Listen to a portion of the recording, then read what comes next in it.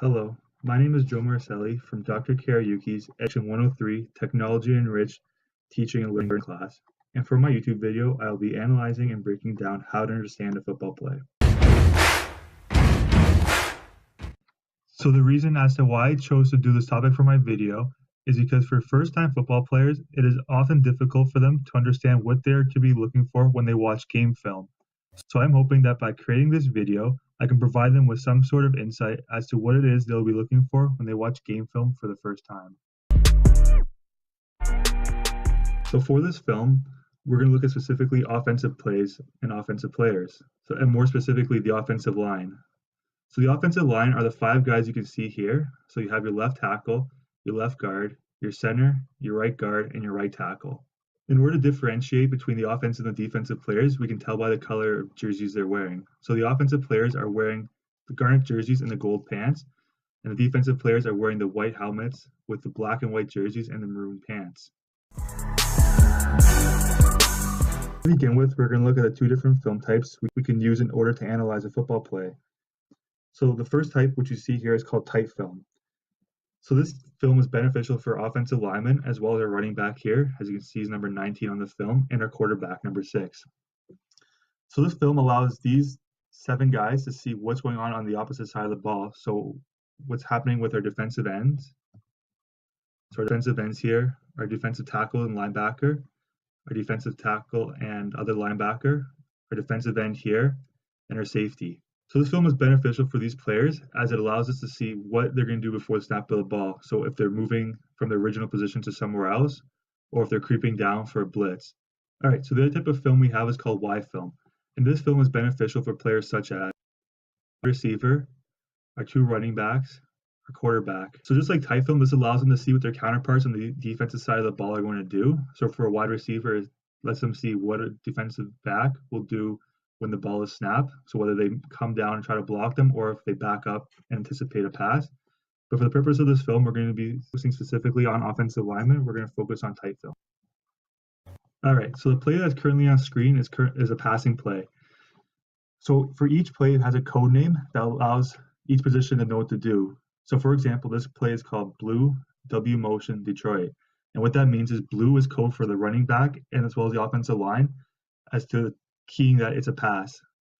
W motion is for the wide receiver. So as you can see, the person on the far right of your screen here, they're going to be running over and either running a route or stepping into pass. And Detroit is a passing concept for receivers that tells them which route they are to run. So for blue, what it tells us is that our running back here, will be blocking to the left. So what it tells the offensive line is our running back will be blocking to the left, that our left tackle and our left guard will be manned up. So it means that they have sole possession of the defensive end and the defensive tackle on this play, while our right side of the line will be sliding. So what that means is to slide is that, so our right tackle here will be setting out to this defensive end here. So what it means to set out is you'll be basically picking up your right foot and just picking up and sliding across until you can reach the defensive end. So he'll be sliding out. So as I click play in a few minutes, I'll show you what that means, what it looks like. Our right guard, since our defensive tackle is to the outside of him, he'll be setting to him. So picking up his right foot, sliding over one little space and setting to him. And our center, since there's nobody inside of his gap here, he'll be setting here and picking up anything that comes through this gap here. So the click play now, you'll see what I mean. So as we saw, our right tackle is sliding out to the defensive end, so he's his man. So our right tackle does not want to overset, so that means does not want to continuously slide because if he continues to slide, he'll basically go out to nowhere. So what he wants to do is engage this man. So the defensive player across from him is number 48. So what he wants to do is set to the 8 because he knows that in case this defensive end tries to shoot inside, he'll have help from the right guard here who can simply pass off this defensive tackle to the center since the center has nobody in his gap, so he's here to help. So the guard is here to help the tackle, and the center is here to help the guard. So as we click play, we see, for example, here, the defensive end takes on the tackle head on, so he doesn't try to come inside, and our center and guard are manned up with the defensive tackle. So our right side looks pretty good because everybody is blocking somebody. So on our left side of the ball, like I mentioned earlier, that our left tackle and our left guard will be manned up on the defensive end and the defensive tackle. So what this means is that because our right side will be sliding, they have no help from anybody else. So they're basically head on and have to take these men by themselves. So the play starts off, the left guard is in pretty good position. He's taking the tackle head on. And our left tackle is setting out to the defensive end, picking him up. So play the clip here and see.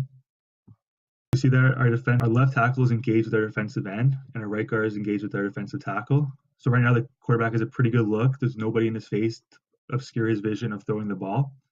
And like I mentioned earlier, blue means that the running back will be blocking to the left. So as we see here, when the ball is snapped, the running back has responsibility from this gap here, so from the hash marks, all the way to the outside. And he picks up anything that comes through either this gap here, or this gap here. So as an offensive lineman, we never want to leave our running back head on with the defensive tackle because of the weight difference. So an average running back weighs around 190 pounds, while an average defensive tackle weighs about 300 pounds.